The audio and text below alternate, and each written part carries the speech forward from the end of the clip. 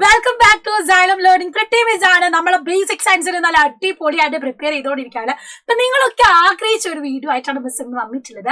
നമ്മുടെ ബയോളജിയിലെ എല്ലാ ഇമ്പോർട്ടന്റ് ഫിഗേഴ്സും നമുക്കറിയാം, ചിലപ്പോൾ 2 മാർക്കിന് 3 മാർക്കിന് 1 മാർക്കിനൊക്കെ ഡയഗ്രാം വന്നിട്ട് ക്വസ്റ്റ്യൻ വരാറുണ്ട്. അപ്പൊ എല്ലാ ഇമ്പോർട്ടന്റ് ഡയഗ്രാംസും ആണ്, അതും എല്ലാ ചാപ്റ്റേഴ്സിലെയും. ഈ ഒരു ഒറ്റ വീഡിയോയിൽ നിങ്ങൾക്ക് എല്ലാ ചാപ്റ്ററും ഒന്ന് റിവൈസ് ചെയ്ത് വേഗം പോകാൻ പറ്റും. അപ്പൊ അതുകൊണ്ട് വേഗം തന്നെ ഈ വീഡിയോ എല്ലാവരും നിങ്ങളുടെ ഫ്രണ്ട്സിന് ഷെയർ ചെയ്ത് കൊടുക്കുക. വീഡിയോ കംപ്ലീറ്റ് ആയിട്ട് കാണാനും മറക്കരുത്. നിങ്ങളുടെ ഫീഡ്ബാക്ക് കമന്റ് ബോക്സിൽ അറിയിക്കാനും മറക്കണ്ട. സോ നമുക്കിത് ഫസ്റ്റ് തന്നെ നോക്കാം. നമ്മൾ ആദ്യത്തെ ചാപ്റ്റർ നോക്കുമ്പോൾ തന്നെ മൈക്രോസ്കോപ്പിന്റെ പിക്ചർ വളരെ ഇമ്പോർട്ടന്റ് ആണ്. ഇതിൽ ഓരോ പിക്ചർ തന്നിട്ട് എന്താണ് അതിന്റെ ഫംഗ്ഷനും കാര്യങ്ങളും ചോദിക്കാറുണ്ട്. നമ്മൾ ഓൾറെഡി ലൈവിൽ തന്നെ ഡിസ്കസ് ചെയ്തിരുന്നു. ഇതാണ് ഐ പീസ് എന്ന് പറയുന്നത്. 2 നോബുകൾ കാണാം. ഇവിടെ ഒബ്ജക്റ്റീവ് ലെൻസ്, സ്റ്റേജ്, ക്ലിപ്പ്, അതുപോലെ താഴെ നിങ്ങൾക്ക് കണ്ടൻസർ കാണാം. ഏറ്റവും അടിയിലായിട്ട് മിറർ അല്ലെങ്കിൽ ദർപ്പണം കാണാം. ഇത് വളരെ ഇമ്പോർട്ടന്റ് ആയിട്ടുള്ള ഒരു കാര്യമാണ്. കാരണം ഓരോ ഭാഗങ്ങൾ തന്നിട്ട് ചോദിക്കാം, അല്ലെങ്കിൽ ഇതിൽ നിന്നൊരു ഭാഗം തന്നിട്ട് ഫംഗ്ഷൻ ആയിട്ടും ചോദിക്കാറുണ്ട്. സാധാരണയായിട്ട് ചോദിക്കുന്ന ഒന്നാണ് നമ്മുടെ മിറർ എന്ന് പറയുന്നത്. അതുപോലെ തന്നെ ഇമ്പോർട്ടന്റ് ആണ് മിററിന്റെ ഫംഗ്ഷൻ. ലൈറ്റിനെ ഫോക്കസ് ചെയ്യുക, കറക്റ്റ് ആയിട്ട് അതിനെ പ്രതിഫലിപ്പിച്ച് നമുക്ക് സ്പെസിമെൻ നല്ലോണം കാണാൻ നമ്മളെ സഹായിക്കുന്ന എന്താണ്, ഈ ഒരു മിറർ ആണെന്ന് ഓർത്തു വെക്കുക. അടുത്തത് ഈ ഒരു ഭാഗം നിങ്ങൾ പ്രിപ്പറേഷൻ ഓഫ് ഒബ്സർവേഷൻ മെറ്റീരിയൽ ഞാൻ പറഞ്ഞിരുന്നു.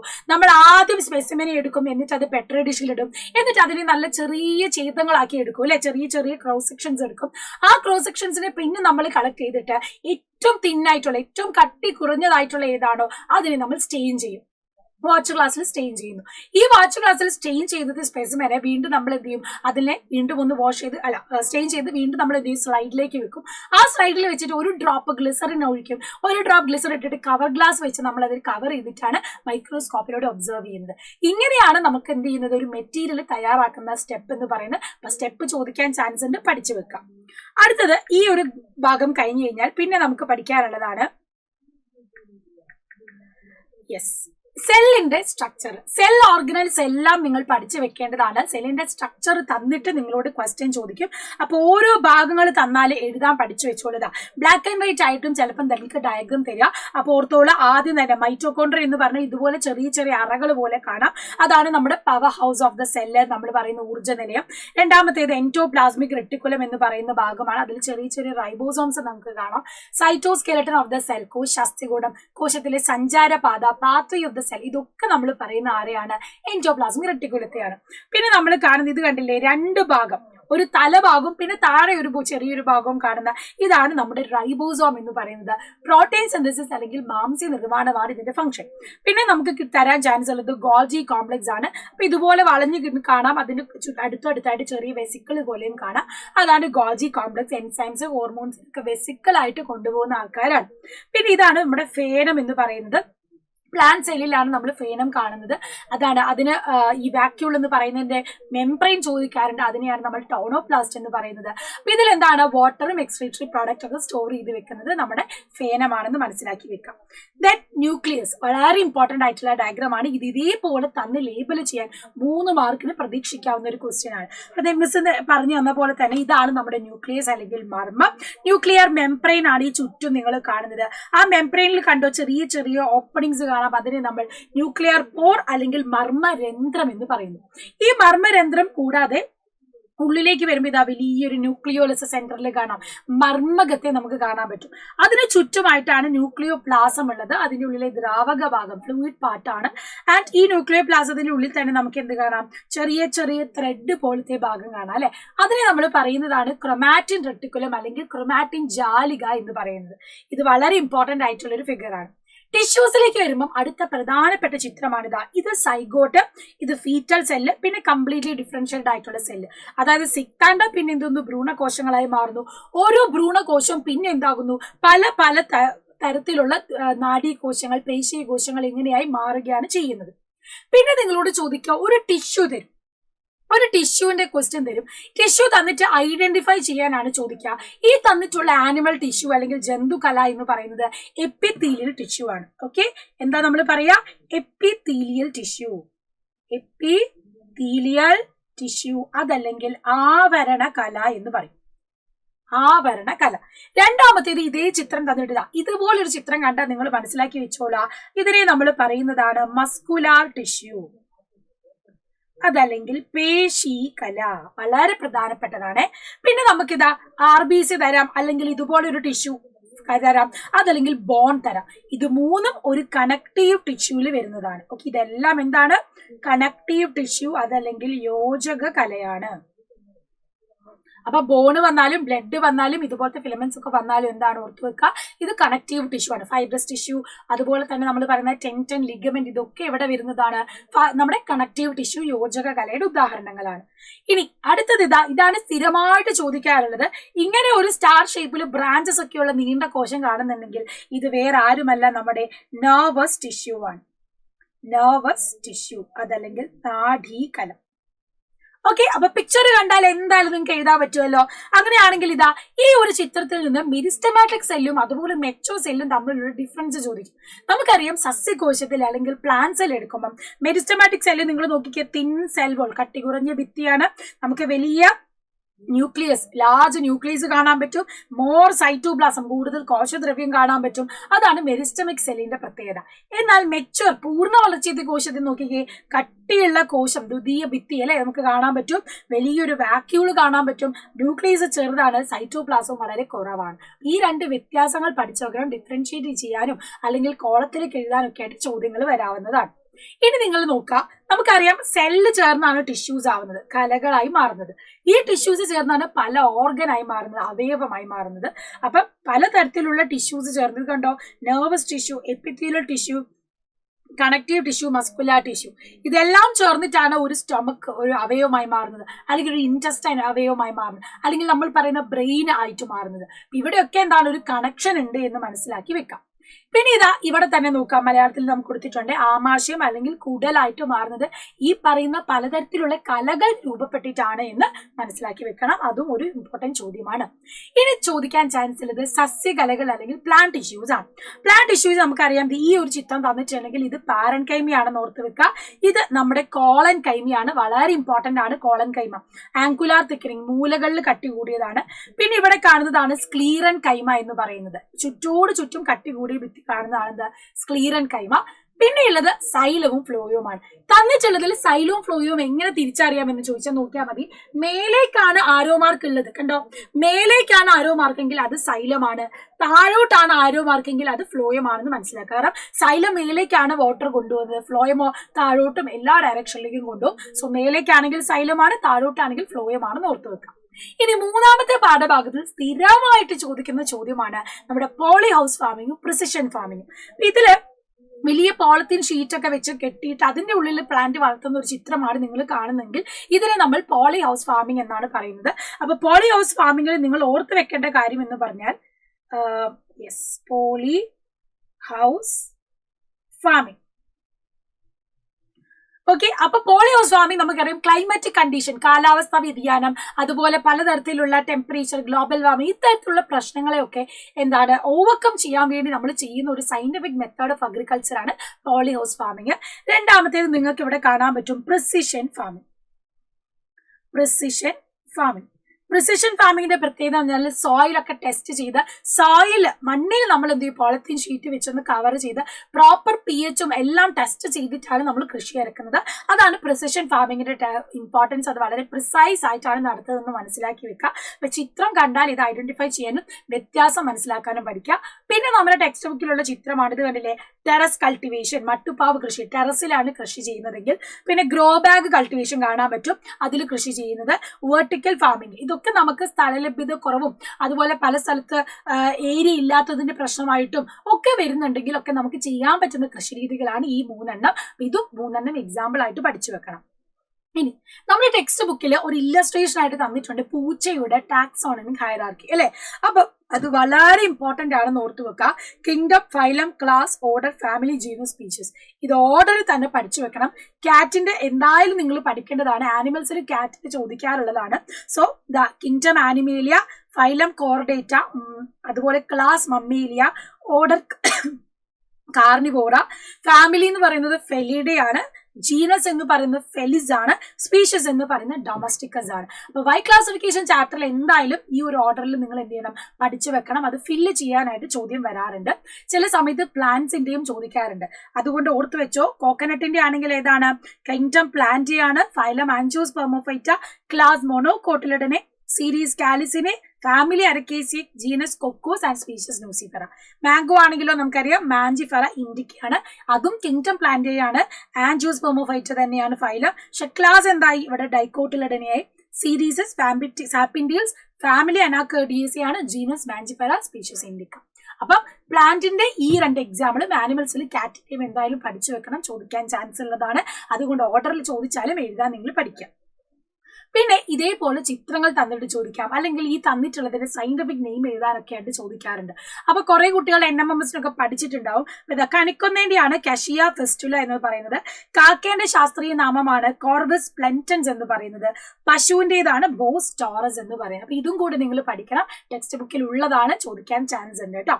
പിന്നെ നമ്മൾ 6 കിങ്ഡം ക്ലാസിഫിക്കേഷൻ അല്ലെ കാൾ വൂസ് കൊണ്ടുവന്നതാണ് ഏത് 6 കിങ്ഡം വർഗീകരണം എന്ന് പറയുന്നത്. അതിൽ നമുക്ക് പഠിക്കാനുള്ളത് 3 ഡൊമെയിൻ ആണ്. Domain bacteria, domain archaea, domain യൂക്കാരിയ.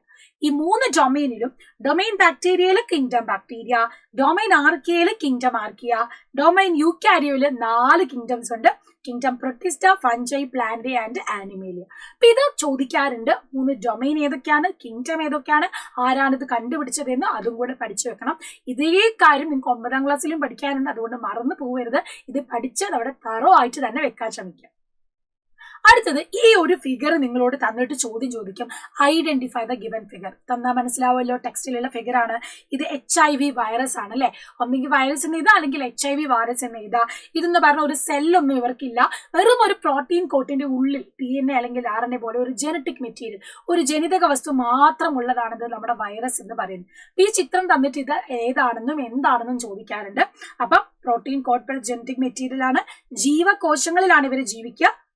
കോശത്തിന് പുറത്തോ ഇവര് നിർജീവമാണ്, ഇവർക്ക് ജീവിക്കാൻ പറ്റത്തില്ല. ഇനി നമ്മുടെ 5ാമത്തെ പാഠത്തിലേക്ക് വരുമ്പം ഏറ്റവും പ്രധാനപ്പെട്ടതാണ് ഇക്കോളജിക്കൽ ഇന്ററാക്ഷൻ എന്ന് പറയുന്നത് അല്ലെ. അപ്പൊ ഇവിടെ ഓരോ റിലേഷൻ തന്നിട്ട് നിങ്ങളോട് ചോദിക്കാം എന്താണ് കാണുന്നത്. അപ്പൊ പൂവും പൂമ്പാറ്റയാണ് നമുക്കറിയാം, അത് മ്യൂച്വലിസം ആണ്. ഇനി ഇതേപോലെ തന്നെ കടുവ മാനിനെ പിടിക്കുന്നതിന് നമുക്ക് എന്ത് പറയാം, പ്രിഡേഷൻ എന്ന് പറയാം അല്ലെ. അവിടെയൊക്കെ നമുക്ക് ഓരോന്നിനും എക്സാമ്പിൾസ് ഉണ്ട്. അപ്പൊ മാനും കടുവയിലൊക്കെ ഓരോ എന്താണ് റിലേഷൻഷിപ്പ് പഠിക്കാനുണ്ട്. അപ്പൊ ഓരോന്നും അതിൻ്റെതായ ഉദാഹരണങ്ങൾ വെച്ചിട്ട് നിങ്ങൾ പഠിക്കാൻ ശ്രമിക്കാം. പിന്നെ ഇവിടെ നിങ്ങൾക്ക് കാണാൻ പറ്റും എക്സ്റ്റിങ്ക്ട് ഫിഷസ് അല്ലെ. നമ്മുടെ ഭൂമിയിൽ നിന്നും എന്തായി വംശനാശ ഭീഷണിയേറ്റ് നശിച്ചു പോയ ആൾക്കാരുടെ ഉദാഹരണങ്ങളാണ് ഈ തന്നിട്ടുള്ള ഡോഡോ, പാസഞ്ചർ പീജിയൻ അല്ലെങ്കിൽ സഞ്ചാരിപ്രാവ്, ക്വാഗ. അപ്പൊ ഇത് 3ഉം കൂടെ ഓർത്ത് വെക്കുക. ഈ തന്നിട്ടുള്ളത് എന്ത് കാറ്റഗറിയിൽ വരുന്നതാണ് ചോദിക്കുക. അപ്പൊ ഏതാണ് എക്സ്റ്റിങ്ക്ട് സ്പീഷീസ് ആണ്, വംശനാശ ഭീഷണി നേരിട്ട് ഇവിടുന്ന് നശിപ്പിച്ചു പോയ ആൾക്കാരാണെന്ന് ഓർത്ത് വെക്കുക, ഉദാഹരണം പഠിച്ചു വെക്കുക. പിന്നെ ചോദിക്കുന്നതാണ് നമ്മുടെ റെഡ് ഡാറ്റ ബുക്ക് അല്ലെ. IUCN മുന്നോട്ട് കൊണ്ടുവന്ന നമ്മുടെ ജീവജാലങ്ങളൊക്കെ വംശനാശ ഭീഷണി നേരിടുന്നത് മനസ്സിലാക്കി അവരെ കുറിച്ചൊരു ബോധവൽക്കരണം എല്ലാവരിലേക്കും കൊണ്ടുവരാനും ആ എക്സ്റ്റിങ്ക്ട് സ്പീഷീസ്, എൻഡേഞ്ചേർഡ് ആയിട്ടുള്ള സ്പീഷീസ് ഇവരെയൊക്കെ ഉൾപ്പെടുത്തിക്കൊണ്ട് ഒരു ബുക്ക് ഇറക്കിയതാണ് IUCN റെഡ് ഡാറ്റ ബുക്ക് എന്ന് പറയുന്നത്. അപ്പൊ ഇവരെന്ത് ചെയ്തു, വിവിധ രാജ്യങ്ങളിൽ വംശനാശ ഭീഷണി നേരിടുന്ന ജീവികളുടെ വിവരം പട്ടികപ്പെടുത്തി പ്രസിദ്ധീകരിച്ചു. അതാണ് റെഡ് ഡാറ്റ ബുക്ക്. അത് കൊണ്ടുവന്നത് IUCN ആണ്. അതിന്റെ ഫുൾ ഫോമും കൂടെ പഠിച്ചു വെക്കുക, international union for conservation of nature. Okay, IUCNന്റെ ഫുൾ ഫോം ചോദിക്കാം. പിന്നെ ചോദിക്കാത്ത ഈ ഒരു സിമ്പിൾ 2ഉം തരും.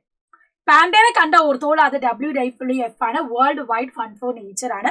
ആൻഡ് IUCN കണ്ടാൽ നമുക്കറിയാലോ international union for conservation of nature. അപ്പൊ ഇതേപോലെ ഈ ഒരു സിമ്പിൾ തന്നിട്ട് ഇത് ഏതിന്റെ ഭാഗമായിട്ടുള്ള ചിത്രമാണ് അല്ലെങ്കിൽ എന്താണ് ഈ ഒരു ഓർഗനൈസേഷൻ എന്ന രീതിയിൽ ക്വസ്റ്റ്യൻ വരാം. അപ്പൊ അതുകൊണ്ട് എന്ത് ചെയ്യണം, ക്വസ്റ്റ്യൻ വന്നാൽ എഴുതാൻ പഠിച്ചു വെച്ചോളാം. IUCNന്റെയും അതുപോലെ തന്നെ WWFന്റെയും ആസ്ഥാനം എന്ന് പറയുന്നത് ഏതാണ്, നമ്മുടെ സ്വിറ്റ്സർലൻഡ് തന്നെയാണ്. അപ്പം കൺസർവേഷന് വേണ്ടിയിട്ട് നമ്മുടെ പ്രകൃതിയെ സംരക്ഷിക്കാനുള്ള 2 ഓർഗനൈസേഷൻ ആണ് IUCNും WWFും. അതും ഉദാഹരണ സഹിതം പഠിച്ചു വെക്കാം. പിന്നെ ഇതുപോലെ ചോദ്യം കണ്ടോ, picture of living relationship is given below, look at the picture and answer the question. ചിത്രം നിരീക്ഷിച്ച് ചുവടെയുള്ള ചോദ്യത്തിന് ഉത്തരം എഴുതാനാണ് പറയുന്നത്. അപ്പൊ ഇത് നമുക്കറിയാം പൂവും പൂമ്പാറ്റയാണ്. ഇവിടെ കാണുന്ന ജീവി ബന്ധം ഏതാണ്, മ്യൂച്വലിസം ആണ് അല്ലെ. നമുക്കറിയാം മ്യൂച്വലിസം ആണ്, മ്യൂച്വലിസം. ഇനി അടുത്ത ചോദ്യം നോക്കിക്കേ, ഈ ജീവിബന്ധത്തിന്റെ സവിശേഷത പ്രത്യേകത എന്താ, നമുക്കറിയാം ബോത്ത് ആർ ബെനഫിഷ്യൽ അല്ലെ, ബോത്ത് ആർ ബെനഫിഷ്യൽ. ഇവിടെ 2 ജീവികൾക്കും എന്താണ്, ഗുണകരമാണ്. 2 ജീവികൾക്കും ഗുണകരമാണ്. മനസ്സിലായോ? അപ്പൊ ഇത് ഓർത്ത് വെക്കണം. ഇതേപോലെ നിങ്ങളോട് റിലേഷൻഷിപ്പ് ചോദിക്കാറുണ്ട്. നന്നായിട്ട് പഠിച്ചു വെക്കേണ്ടതാണ്, റിലേഷൻഷിപ്പ് മനസ്സിലാക്കി വെക്കുക. പിന്നെ നമ്മൾ റീപ്രൊഡക്ഷൻ ചാപ്റ്ററിലേക്ക് വന്നാൽ ഏറ്റവും പ്രധാനമായിട്ട് പഠിക്കേണ്ടതാണ് ബൈനറി ഫിഷൻ അല്ലെ, അസെക്ഷൽ റീപ്രൊഡക്ഷൻ അല്ലെങ്കിൽ അലൈംഗിക പ്രത്യുൽപാദനത്തിൽ ഇതേ ഒരു ചിത്രം തരും. എന്നിട്ട് നിങ്ങളോട് ചോദിക്കും ഇവിടെ തന്നിട്ടുള്ള അസെക്ഷൽ റീപ്രൊഡക്ഷൻ ഏതാണ്, അലൈംഗിക പ്രത്യുൽപാദനം ഏതാണെന്ന്. അവ മനസ്സിലാക്കി വെച്ചോളാം. ഇത് നമ്മുടെ ബാക്ടീരിയയിൽ കാണുന്ന ബൈനറി ഫിഷൻ അല്ലെങ്കിൽ ദ്വിവിഭജനമാണ്. ഒരേ സെല്ല് അത് നടുവേ മുറിഞ്ഞ് 2 പുതിയ ബാക്ടീരിയകളായി മാറുന്നു.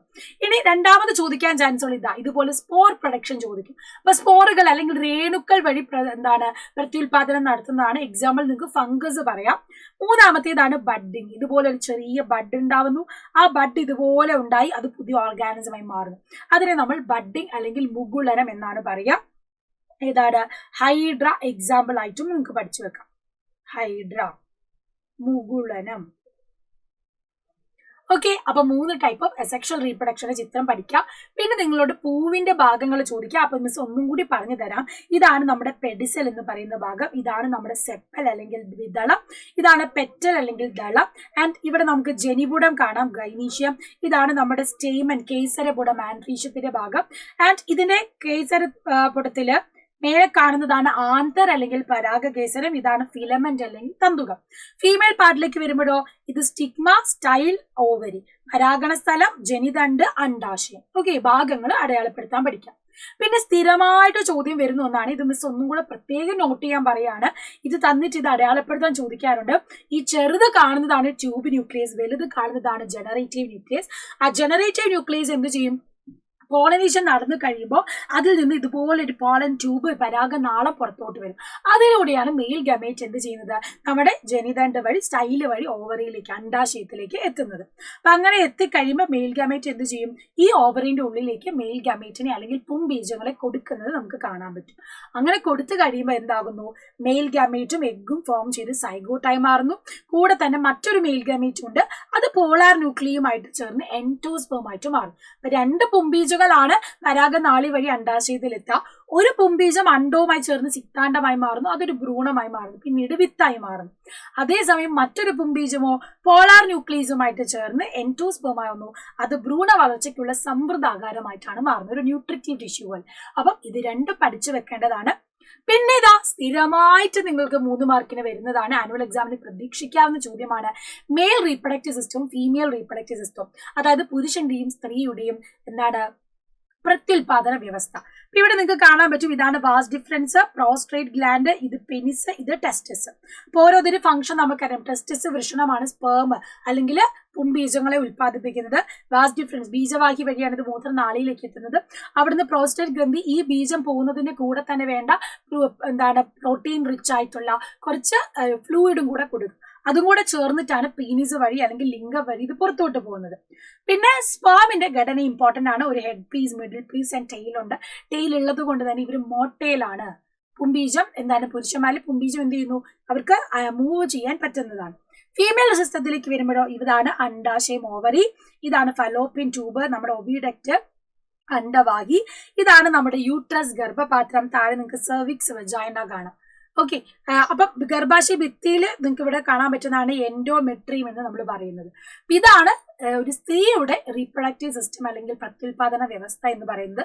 ഇവിടെയാണ് അണ്ഡം ഉണ്ടാവുന്നത് അണ്ഡാശയത്തിൽ, അതിൽ നിന്ന് പോകുന്ന ഭാഗമാണ് അണ്ഡവാഹി അല്ലെങ്കിൽ ഓവിഡക്ട്. അവിടെ തന്നെയാണ് പുംബീജവും ഈ അണ്ഡവും തമ്മിൽ യോജിക്കുന്നതും. അതായത് ബീജ സംയോഗം അല്ലെങ്കിൽ ഫെർട്ടിലൈസേഷൻ നടക്കുന്നതും എവിടെയാണ്? അത് നമ്മുടെ അണ്ഡവാഹിയിൽ വെച്ചിട്ടാണ്. അതും കൂടെ ഓർത്തു വെക്കുക, ഇമ്പോർട്ടന്റ് പോയിന്റ് ആണ്. ഇതേ ഡയഗ്രാം നിങ്ങളോട് ചോദിച്ചിട്ട് ലേബൽ ചെയ്യാൻ ചോദിക്കാറുണ്ട് കേട്ടോ. പിന്നെ ഇതാണ് നമ്മുടെ ഓവത്തിന്റെ പ്രത്യേകത. അതിന് ഇതുപോലെ വലിയ സെല്ലാണ്. നമ്മുടെ സ്പേമിനെ പോലെ വളരെ ചെറുതല്ല, കുറച്ചുകൂടി വലിയതാണ് ആൻഡ് സർക്കുലർ ആണ്. അതിന് ചുറ്റുമായിട്ട് കുറച്ച് കവറിങ്ങും മെംബ്രെയിൻസ് ഒക്കെ ഉണ്ട്. കോശ സ്ഥരമാണിത്, ബാഹ്യാവരണമാണ് പുറമേ നമുക്ക് കാണുന്നത്. ഉള്ളിൽ നിങ്ങൾക്ക് ന്യൂക്ലിയസും കാണാൻ പറ്റും. ഓക്കെ, അപ്പൊ അണ്ഡാശയത്തിൽ വെച്ചിട്ട് അണ്ഡം ഉൽപ്പാദിപ്പിക്കപ്പെടുന്നു. പിന്നീട് ഈ അണ്ഡവും ബീജവും യോജിച്ച് കഴിയുമ്പോൾ എന്താകുന്നു? സൈഗോട്ട്, സിക്താണ്ട് രൂപപ്പെടുന്നു. അത് പിന്നെ 1, 2, 3 അങ്ങനെ 4, 5 ഡിവിഷൻ ഒക്കെ നടന്ന് ഒരു ഗ്രൂപ്പോസെൽ, ഒരു കോശത്തിന്റെ കൂട്ടമായി മാറുന്നു. അതാണ് പിന്നെ വന്നിട്ട് നമ്മുടെ ഗർഭാശയ ഭിത്തിയിൽ വന്ന് യോജിക്കുന്നത്. അവിടെ ഗർഭാശയ ഭിത്തിയിൽ വന്ന് യോജിച്ചു കഴിഞ്ഞാൽ പിന്നെ അവിടെ നിന്നിട്ടാണ് ഭ്രൂണം വളരുന്നത്. കുഞ്ഞ് വളരുന്നത് ഗർഭാശയ ഭിത്തിയോട് പറ്റി പിടിച്ചിട്ടാണ്. അതാണ് ഈ നടക്കുന്ന പ്രക്രിയ. പിന്നെ നമ്മൾ കാണുന്നത് വളരെ ഇമ്പോർട്ടന്റ് ഇമ്പോർട്ടന്റ് ഫിഗർ ആണ് ഇത്, 3 മാർക്കിന് ചോദിക്കും. ഇതാണ് പ്ലാസന്റ എന്ന് പറയുന്നത്, കുഞ്ഞും അമ്മയും തമ്മിലുള്ള കണക്ഷൻ. ആ ഓക്സിജനും അതുപോലെ എന്താണ് പോഷകം ന്യൂട്രിയൻസ് ഒക്കെ കൊടുക്കുന്നത് പ്ലാസന്റയാണ്. പിന്നെ ഈ പൊക്കിൾ കടി വഴിയാണ് കുഞ്ഞിലേക്ക് ആ കണക്ഷൻസ് പോകുന്നത്, അതാണ് അംപ്ലിക്കൽ കോഡ്. പിന്നെ നിങ്ങൾക്ക് കാണാം ഇവിടെ ഒരു ഉള്ളിൽ അമ്നിയോൺ അല്ലെങ്കിൽ അമ്നിയോന്റെ ഉള്ളിൽ അമ്നിയോട്ടിക് ഫ്ലൂയിഡ്, അമ്നിയോട്ടിക് ദ്രവം കാണും. അമ്നിയോട്ടിക് ഫ്ലൂയിഡ് എക്സ്റ്റേണൽ ഷോക്ക് ബാഹ്യ ക്ഷതങ്ങളിൽ നിന്ന് സംരക്ഷിക്കുന്നു. പിന്നെ ഡീഹൈഡ്രേറ്റഡ് ആവാതെ നിർജ്ജലീകരണം സംഭവിക്കാതിരിക്കാനും സഹായിക്കുന്നത് ഈ ഭാഗമാണ്. അപ്പൊ ഫംഗ്ഷൻ പഠിച്ചു വെക്കണം. Covering prevent the dehydration of foetus അല്ലെ. അമ്നിയോട്ടിക് ദ്രവം നിർജ്ജലീകരണം തടയുകയും ബാഹ്യ ക്ഷതങ്ങളിൽ നിന്ന് സംരക്ഷിക്കുകയും ചെയ്യുന്നുണ്ട്. ഈ ഭാഗം വളരെ ഇമ്പോർട്ടന്റ് ആയിട്ടുള്ള ഒരു ചിത്രമാണ്, അത് ചോദിക്കാറുള്ളതുമാണ്. പിന്നെ അടുത്തത് പ്രധാനപ്പെട്ടത് അഡോളസെന്റ് പീരീഡ് അല്ലെ, നമ്മുടെ കൗമാര കാലഘട്ടത്തിൽ നടക്കുന്ന മാറ്റങ്ങളാണ്.